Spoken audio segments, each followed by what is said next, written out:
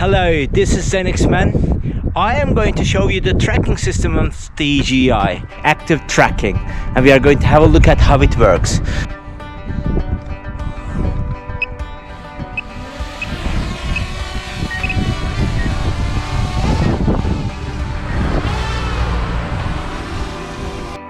At my first tryout, I launched my drone from the bridge with the tracking function.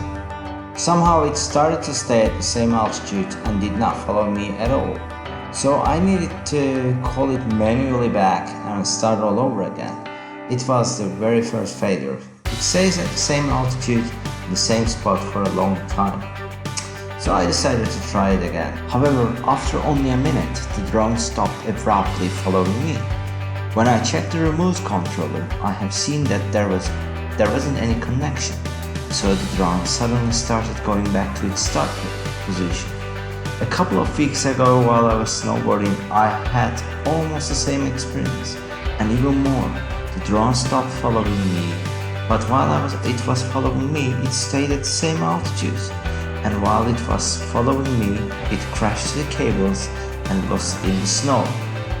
So, shortly, what I can say about these drones: if you look at the video quality and the flight stability, DJI has the best drones. However, they need to work on the active tracking system so that the drones will do what we are asking for. For shootage and great videos, DJI is the one that you should buy. And if you are looking for a travel drone, just watch my other video, you're going to find the best.